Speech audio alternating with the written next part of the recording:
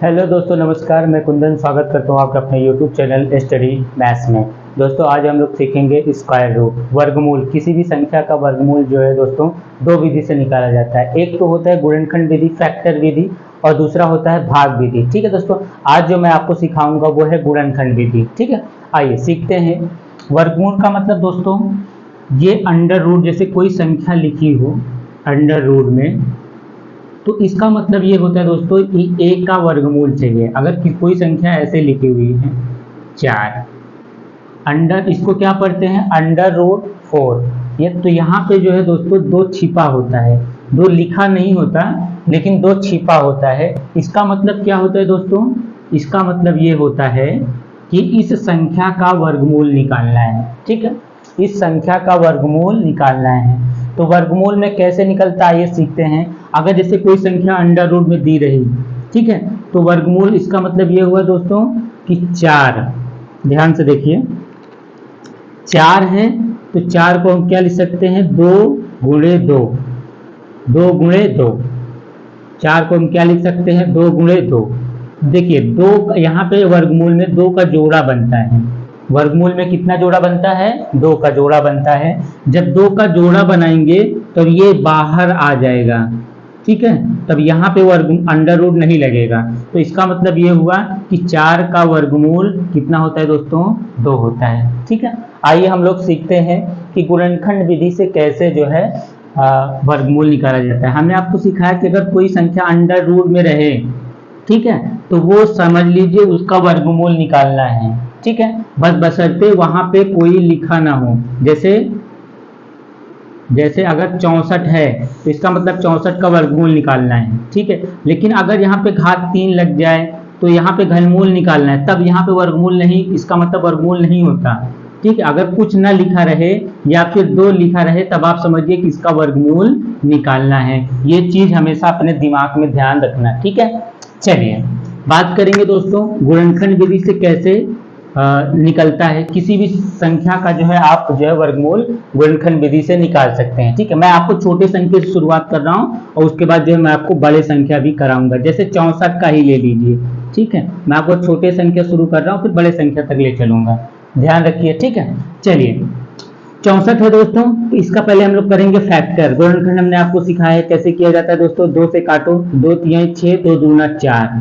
ठीक है, फिर 2 से काटोगे तो 2 एकन्नम 2, यहाँ पे कितना बचा 1, 1 और 2 मिलके कितना बना दोस्तों बताइए 12, 2 छंग 12। ठीक है, अब कितने से कटेगा दोस्तों? 2 से कटेगा, 2 8 16, फिर 2 से कटेगा 2 चौक 8, 2 दूनी 4, फिर दोस्तों कितने से कटेगा 2 से।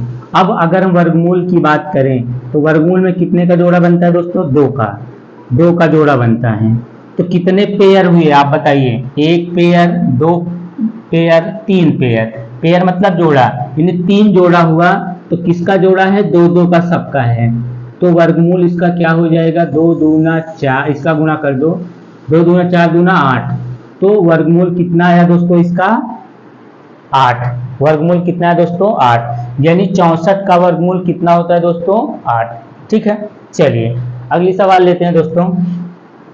अगर हम आपसे कहें, ध्यान से देखिए, अगर हम आपसे कहें कि 625 का बताइए आप लोग, 625 का वर्गमूल गुणनखंड विधि से बताइए। ठीक है, तो कैसे निकालेंगे? ध्यान से देखिए, ये संख्या लास्ट में 5 है तो इसका मतलब 5 से कटेगी, तो 5 से काटिए। 5 कन्नम 5, 5 दूनी 10 और 5 पचम 25। ठीक है, अब फिर 5 से काट दीजिए, 5 दूनी 10 और 5 पचम 25। ठीक है, फिर 5 से काट दीजिए, 5 पचम 25, फिर 5 से काट दीजिए, 5 कन्नम 5। अब देखिए 5 5 का जोड़ा बनाएंगे, कितना जोड़ा बनेगा दोस्तों? 2 जोड़ा। कितना कितना? 5 5 का। तो आपस में दोनों का करेंगे क्या? गुणा। 5 पचम कितना हुआ दोस्तों बताइए आप लोग? 25। यानी 625 का वर्गमूल कितना हुआ? 25। अगर कहीं संख्या लिखी रहे ऐसे 625, तो इसका मतलब आप क्या लिख सकते हैं? बराबर क्या लिख सकते हैं इसके? 25। बात समझ में आई कि नहीं? यानी कहने का मतलब 625 का वर्गमूल 25 हुआ। बात समझ में आई कि गुणनखंड विधि से बस आपको क्या ध्यान रखना है? 2 का पेयर बनाना है, 2 का जोड़ा बनाना है, उसके बाद उसका आपस में मल्टीप्लाई कर देना है। ठीक है, चलिए अगली संख्या लेते हैं, बड़ी संख्या पे आते हैं। जैसे अगर हम आपसे कहें 576 का बताइए, 576 का बताइए, तो आप लोग कैसे बताएंगे? इसका पहले गुणनखंड कर लीजिए। ठीक है, देखिए किससे कटेगा दोस्तों? 2 से कटेगा, 2 दूनी 4, कितना बचा दोस्तों? 1 बचा, 1 और 7 मिलके क्या हुआ? 17। तो 2 का पहाड़ा पढ़िए, कितना बार जाएगा? 2 8 16, फिर 1 बचा, 16 1 17 होता है, 1 बचा, 1 और 6 मिलके कितना बना दोस्तों? 16। तो 2 8 16, अब कितने से कटेगा? लास्ट में सम संख्या 2 से कटेगा, 2 1 9 2, फिर 2 4 8, 2 4 8। ठीक है, अब कितने से कटेगा दोस्तों? 2 से कटेगा, 2 7 14, 2 दूनी 4। ठीक है, फिर कितने से कटेगा? 2 से कटेगा, कितनी बार जाएगा दोस्तों? 36, 2 2 3 6 और 2 6 12। अब कितने से कटेगा दोस्तों? 18। अब कितने से कटेगा दोस्तों? 2 से कटेगा, 2 9 18। ठीक है, 9 आया है, यानी फिर ये 3 से कटेगा दोस्तों, 3 त्रिका 9 और 3 का 9 3। ठीक है, तो इसका जो पेयर निकल के आया क्या हुआ दोस्तों? 1 पेयर, 2 पेयर, 3 पेयर, 4 पेयर। तो 2 गुणे 2 गुणे 2, तो 2 गुणे 2 गुणे 2, और लास्ट में कितना है? 1 पेयर 3 का है, तो गुणे 3। इसका सब आपस में मल्टीप्लाई कर लो, कितना आ जाएगा बताइए? 8 3 24, कितना आ जाएगा दोस्तों? 24। 2 दूना 4, दूना 8 3 24। ठीक है, चलिए अगली सवाल लेते हैं दोस्तों।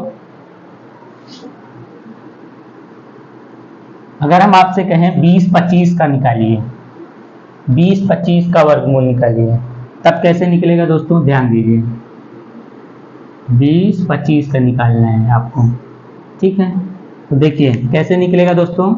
आसानी से जो है आप इसका भी वर्गमूल निकाल सकते हैं। 5 से काट दीजिए, 5 से काटिए तो 5 चौक 20 और 5 पचम 25, तो यहाँ डायरेक्ट कट रहा है तो यहाँ पे तो 0 आ जाएगा, 5 पचम 25। ठीक है, अब फिर देखिए 5 से कटेगा, 5 8 40 और 5 का 9 5, 81 हुआ दोस्तों। अब कितने से कटेगा? ये 3 से कटेगा।